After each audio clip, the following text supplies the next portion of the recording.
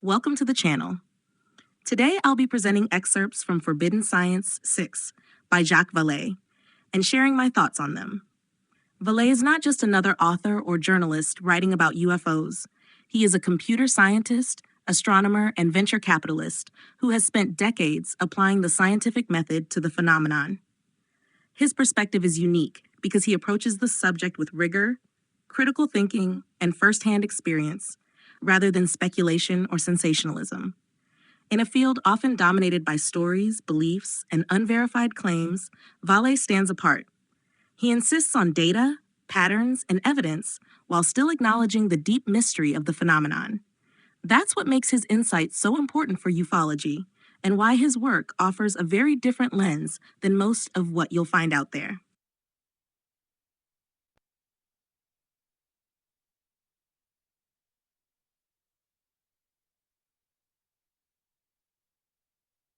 Another interesting quote: "The physical reality of the phenomenon remains obvious, as does their ability to camouflage as airliners." He's saying they can camouflage as airliners. So think about all those drones in New Jersey, people saying those orbs are turning into airliners as camouflage. And everybody was saying, no, this is stupid. It's just normal airliners. You're just mistaking a normal plane. See, Jacques Vallée is talking about the same thing. Their ability to camouflage as airliners or geometric forms, complete with a field of stars when they don't manifest as blue baseball-sized lights. So this is like their default form, blue baseball-sized lights. What really defeats our attempts at rationality is the control of the witnesses. I, Michelle, had tried to unravel it. If the phenomenon can set the circumstances of the observation, we have nothing to go on but elusive traces in the ground and the occasional metal residue. Even the humanoids could be a lure, clever manipulation. The extraterrestrial theory explains nothing. Yet somebody is doing this with access to seemingly magical tools. What value do I bring? Should I stay in the game? I do have the hard data. How can I use it best? So what's going on here is he's saying again, the extraterrestrial theory explains nothing. This is a very deceptive phenomenon. The humanoids that people keep seeing could be a lure, a clever manipulation. He's also saying they can camouflage as airliners, which was pretty mind-blowing to me, considering that people seeing the drones in New Jersey kept saying they could turn into normal planes, which is crazy. Seems like Jacques Vallée had noticed the same thing. The next one, he's also talking about the Corso book, The Day After Roswell. He's talking about camouflage through limited disclosure. This is very important. Camouflage through limited disclosure. General Nathan Twining once said, "The cover-up is the disclosure, and the disclosure is the cover-up." And Marshall McLuhan summed it up. Only puny secrets need protection. Big secrets are protected by public incredulity. We have an example in the Project Serpo material. Project Serpo, this was a big project that produced presumably alien contact, leaving a lot of traces, trying to communicate, leaving writings in their own language that scientists had to decipher, and then it turned out to be an elaborate hoax. Very high level, very professionally done, unknown by who, but it was a hoax. If you look at Serpo, you know what I'm talking about. How can anyone take such garbage seriously? Perhaps we should for another reason. It included qualified material on topics like biological warfare, cited verbatim. Part of the releases were written by a staff officer who wasn't arrested, leading to speculation it was an active measures program with unknown motives. A psyop with unknown motives. A psyop by who and against who? Who are they trying to manipulate? A bunch of people who believe in aliens and UFOs? Back in the day, 7, 8 years ago, before this topic got popular, it was an unpopular subject. Maybe not even 1% of the population cared. So who is this targeting? They are trying to lie to that 1% who believed in UFOs? Are they really the target of this massive, very well-organized, maybe state-sponsored psyop? Who is it targeting? That's so weird. A little bit of clarification. Public incredulity, the widespread disbelief or skepticism of extraordinary claims, is described as a protective mechanism for classified or controversial information. Vallée suggests that when something sounds too bizarre or implausible, the public tends to dismiss it outright. This disbelief acts as a shield, allowing real secrets to remain hidden in plain sight. He's explaining how the whole psyop works. It's very complicated and very ingenious. The disclosure is the cover-up, and the cover-up is the disclosure. We have many layers of this psyop. It's like an onion, layer after layer, cleverly using public incredulity as a shield. The next thing that's very interesting that Jacques Vallée is talking about in this book: cryptids. Friday, 10th of August 2012. Combs sends a note about the latest cryptid discoveries. Over 100 samples have now been gathered from multiple occasions in 15 states and 2 Canadian provinces and subjected to electron microscopy, histology, and DNA analysis. The result is human, but with several separate phylogenetic patterns, including both double and single-stranded DNA, and a mosaic of anomalous sequences very distantly related to primates.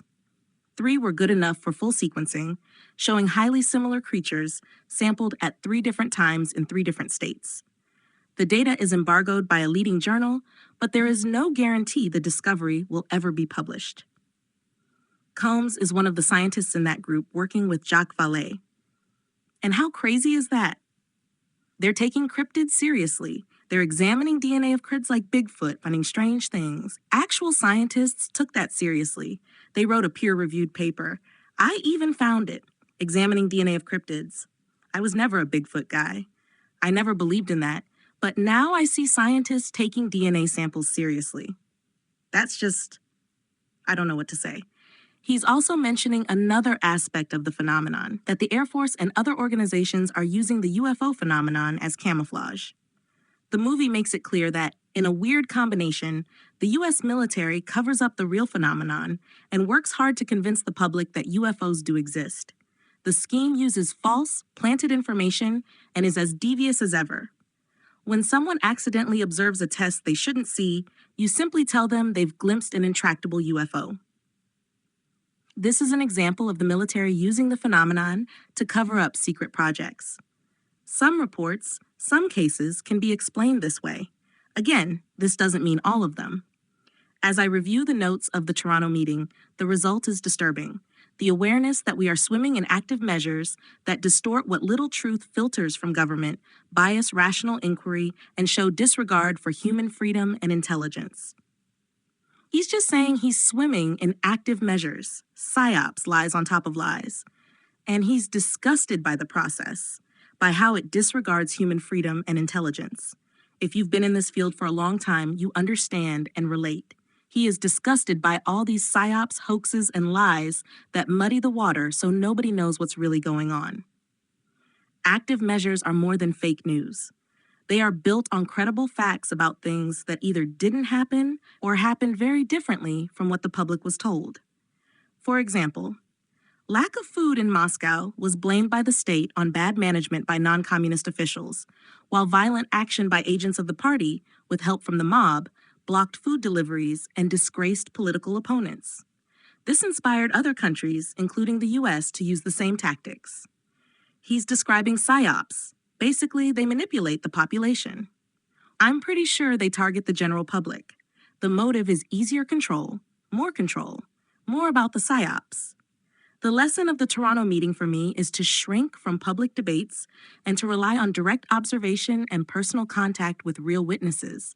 All else is suspect. He just doesn't trust anybody. Remember that character from the X-Files Deep Throat who said, "Trust no one"? Well, this is the reason. He's surrounded by liars and psyops. One consequence of Washington's misinformation is that other countries no longer take revelations seriously when they come. In Paris, I've seen senior people treat reports of American UFOs as laughable fabrications designed to hide CIA shenanigans, and they were not always wrong. Think about that. They're using the phenomenon to cover other things. All those manipulations just make you want to quit the field. I've done it many times, believe me. But right now, I want to talk about this great book because there are insights from Jacques Vallée.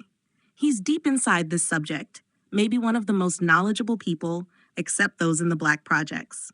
More from the journal. Later the same day, Combs intervened decisively in the disclosure discussion. He wrote, "Disclosure hasn't happened since the 1940s. It's not happening now and will not happen. Anything released under the guise of confirmation or disclosure will be a distorted, manipulated, diluted facsimile of the truth. Think of Doug and Dave's disclosure about crop formations, or Ken Rommel's about mutilations. Nothing to see. I read this with total agreement. I added a comment based on my control system analogy.